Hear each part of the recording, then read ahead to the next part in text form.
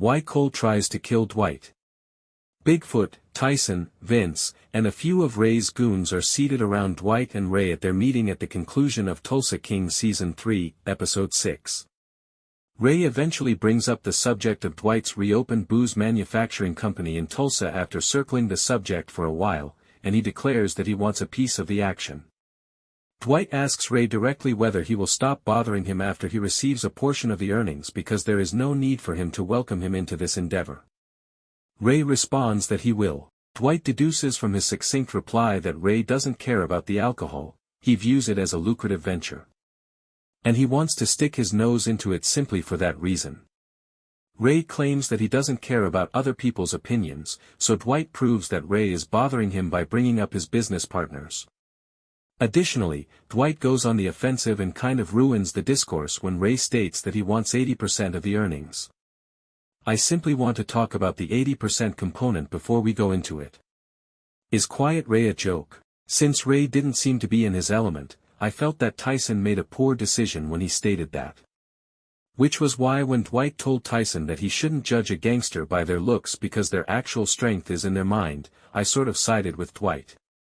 However, I laughed aloud when I heard Ray mention 80% because there was no justification for making such a demand. It's really dumb. Returning to the conversation, Dwight does something equally foolish if Ray is stupid. He charges Ray of kidnapping Bill. Ray becomes enraged and snaps at Dwight because he has nothing to do with it. Cole and his goons arrive at Bubbles and start shooting at Dwight before Ray and Dwight can settle their differences. Cole and almost everyone else escape unharmed, but Ray somehow believes that Dwight authorized the hit on him. We see a brief scene between Mitch and Cleo as Dwight, Bigfoot, and Tyson return to Tulsa.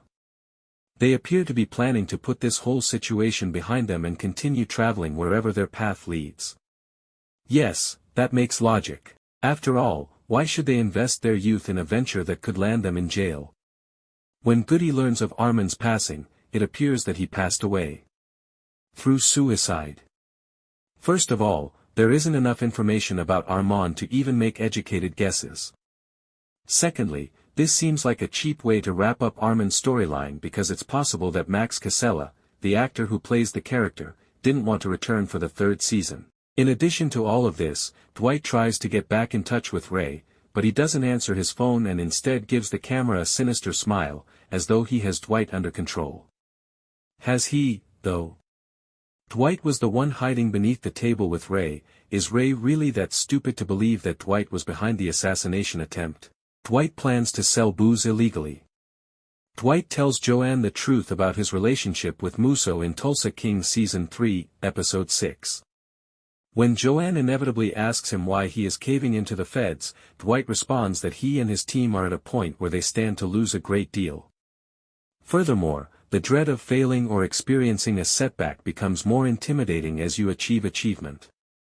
Musso is taking advantage of Dwight's desire to become one of America's most powerful criminals because he is aware of this. Speaking of obstacles to Dwight's ascent, Leary's body was discovered in Montague Distillery's bourbon storage facility. And Mitch informs Bigfoot and Cleo that the police could accept the story they're trying to peddle, which is that Leary perished in an accident at work while performing a routine inspection in the dark. However, Bodie is upset about all of this because the crime scene was set up so that Bodie would discover the body first. Seeing Leary in that state, his skull shattered like a watermelon, has prompted Bodie's trauma to return since he still hasn't moved past Jimmy's death. He apologizes to Bodie and tells him that it's all for a good reason as he laments this to Mitch. A funny cut to an able member in Tulsa. Alcoholic Beverage Laws Enforcement Agency demonstrates that Bodie's terrifying experience and the murder were all in vain by closing the distillery until the incident's inquiry is finished. When Cleo, Mitch, Bodie, and Bigfoot see Cole observing everything from a distance, they realize once more that the Dunmeyers are utilizing every resource at their disposal to force Dwight out of business. In a meeting with his crew, Dwight informs them that until Montague Distilleries regains its license, they would have to sell their alcohol illegally. Bodie notes that since this is an expensive endeavor, it cannot be a long-term solution. Dwight thus discloses his Plan B, which include pursuing national distribution and extending the distillery's reach beyond Tulsa. Everyone seems satisfied with that, so Dwight ends the meeting and tells everyone to remain on alert until further instructions are issued. Because Johnny Wednesday can assist them in moving the booze, Mitch and Cleo are told to travel to Shreveport to see him.